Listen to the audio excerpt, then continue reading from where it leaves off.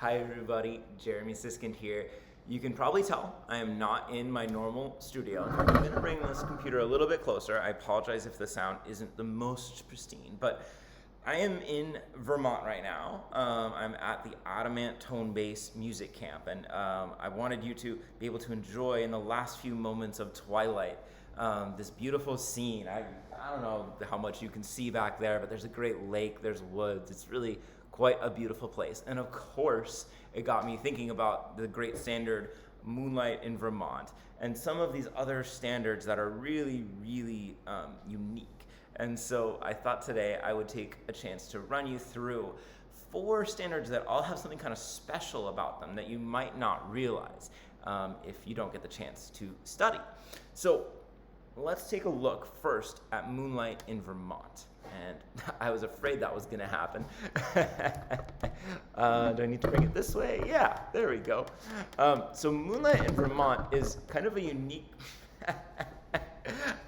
only the best here, only the best, only the most preparation. It's a unique piece for a few reasons. If you look at this A section, it's actually a 6-bar A section, which is really quite strange. So it sounds like this.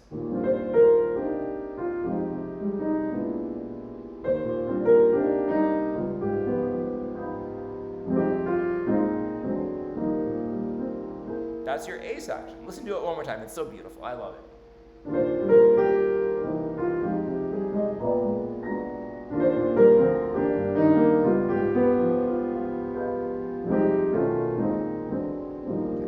But a 6-bar A section is really unusual, and there's a very important reason for that 6-bar A section. I'm just going to fix my collar here. That's the least of my problems. So the lyrics of Moonlight in Vermont of each A section actually make up a haiku, right? The Japanese poem. I think the pattern is 5 syllables, 7 syllables, 5 syllables. So it's pennies, pennies in a stream, ski trails down the mountainside, moonlight in Vermont, right? Pretty amazing. And so because that haiku has 3 lines, our melody has these 3 2-measure phrases. And I can't help but wonder if the melody for ski trails down the mountainside is kind of simulating this bend of a mountain.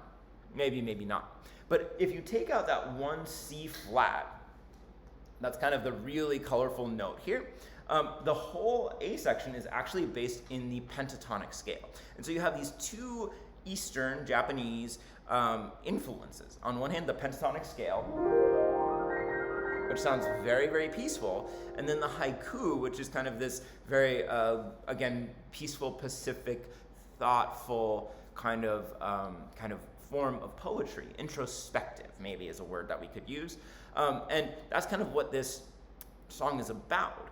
It's about looking inwards and enjoying enjoying nature.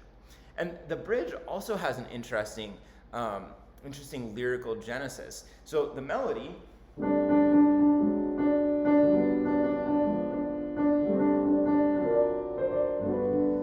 Obviously, very flat melody, right? But the lyrics there are telegraph cables. They sing down the highway and travel each bend in the road. So what we're hearing there is a telegraph. Da da da da da da da da da da da, right? Fascinating.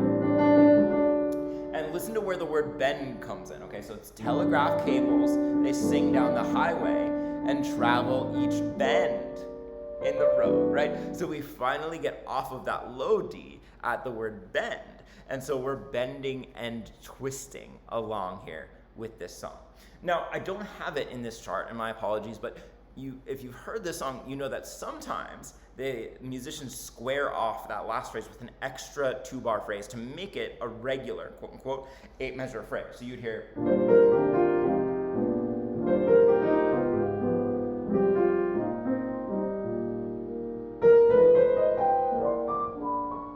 almost a little codetta, right? A mini coda, a mini addition to the tune.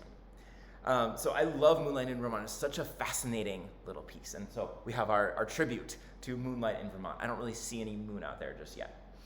Now, another piece with a fascinating backstory is called Spring Can Really Hang You Up the Most. And this is actually one of the most complicated, involved, lengthy pieces in the jazz repertoire. It has a long verse that everybody always does. It has a long ending, and there's multiple lyrics for this form. But Kurt Elling told me, I'm just going to name drop here, but it is true. Kurt Elling told me that this is actually a version of T.S. Eliot's The Wasteland. And you might say, how? Well, the first line of The Wasteland is, "April is the cruelest month." And so the lyricist, Fran Landesman, asked herself, well, what would that sound like coming from a jazzer, coming from kind of a hip person? And she came up with this phrase, "Spring can really hang you up the most," right? April is the cruelest month, spring can really hang you up the most.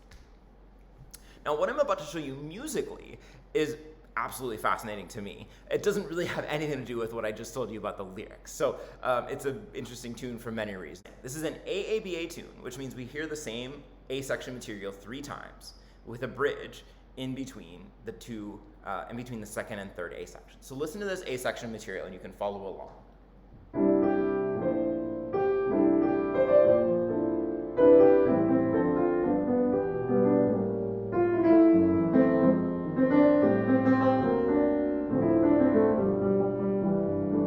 And then it repeats. Okay, beautiful, beautiful A section. Great melody, interesting chords. Notice the first 2 chords. It starts in C. C, B flat, C, B flat. Now, listen to what happens coming out of the bridge. It's a little bit hard to see in this chart, but it's right here. So I'll put the last 4 measures of the bridge, starting right at my squiggle at the C minor.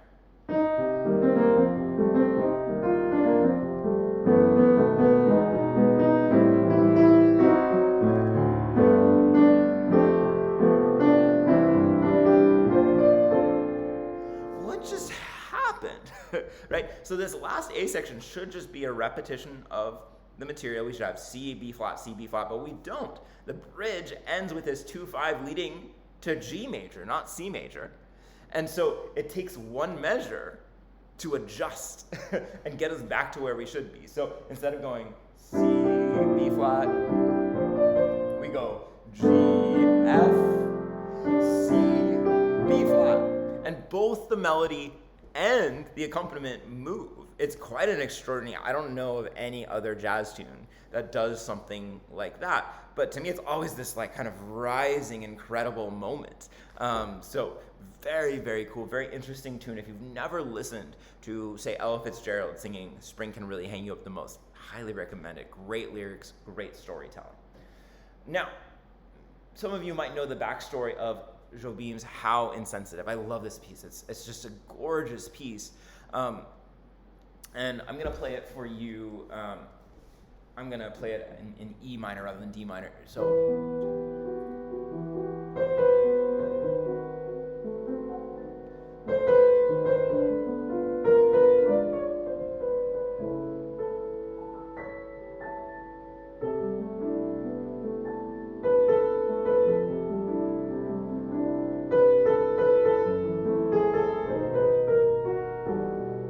It's just a heartbreaker. It's so beautiful, so moody, and the English lyric is all about, somebody told me that they loved me, and I didn't react well, and how insensitive I must have seemed. I'm not sure what the Portuguese lyric is, honestly, but I think the English lyric is a unique one. It's kind of heartbreaking.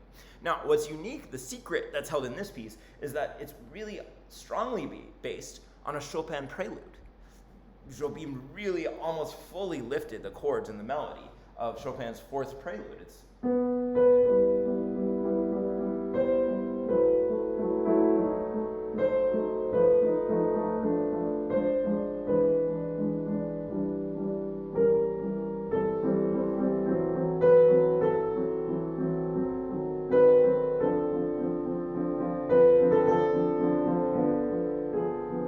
right? So Jobim takes that material and he moves some things around in order to make it more amenable, more palatable as a jazz standard. So incredibly interesting, fascinating choice. Now, the last tune that I want to tell you about is a classic, Cole Porter's I Love You. If you've never heard it, let me play a little bit for you.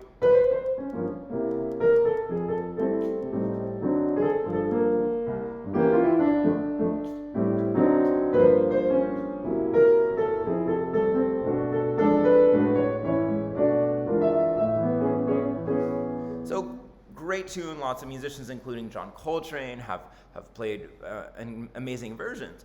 But what you might not know is that this tune is actually the result of a bet. Cole Porter's friend bet him that he couldn't use these very cliche lyrics in a song. So cliche lyrics including I love you, right? Very odd name for a tune because it's just so obvious, it's so plain, and it's really the exact opposite of what we expect from Cole Porter, who's a magician with words, who's, rhyming like wild, clever things. And other lines that were in the bet were, it's spring again, the birds are on wing again. Right? So what does Cole Porter do to win this bet?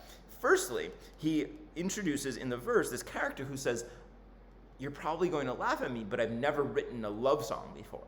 And this is my first love song. So he's kind of making fun of this character and saying it's, a bad lyric. But he doesn't stop there. He takes this most cliche lyric of I love you and he writes it on this melody. Right? It's a major seventh, one of those melodic intervals you're never supposed to write for a singer. But because Cole Porter's brilliant, he makes it fit within this half diminished chord. Right? This high C is the 11th, and then the low D flat is that flat fifth that we expect from the half diminished. And he doesn't stop there. If you look at the next line, starting in measure 5, when we repeat the word I love you, it's that same interval, a major seventh, just one half step shy of an octave, right? And here he uses it in a slightly different context, on a minor seventh chord, but the top note A is the 9th, the bottom note B flat is the 3rd. So he's taking this really dissonant interval, and I would guess the vast majority of you watching didn't think anything of it that first time through. So Cole Porter manages to win a bet by making fun of this character and saying he's bad at writing music, he's bad at writing lyrics, he's writing the most cliched thing, but in the middle of it, Cole Porter actually writes a brilliant song, and this goes on to become a #1 hit for Bing Crosby and a tune that's beloved for jazz musicians. How much do you love Cole Porter? Really incredible. So those are 4 tunes that for which I know kind of an interesting backstory, and I love all 4 of those tunes. And I'm just gonna, since we're here in Vermont in the Moonlight, I'm gonna play you out with some Moonlight in Vermont. Please enjoy. Still have sound, good. Here, I'll let you see my fingers a little bit more.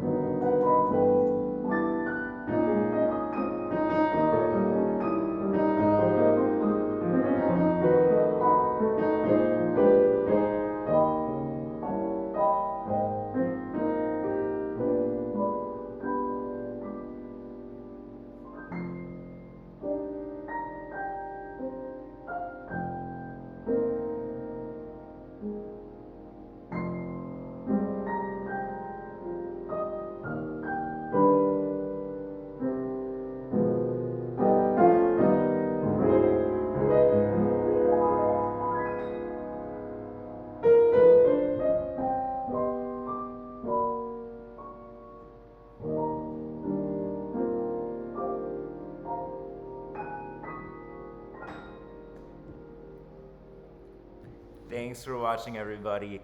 Take care. Oh, if you watched this far, why don't you use the name of the town that I'm in, Adamant, as our little secret word.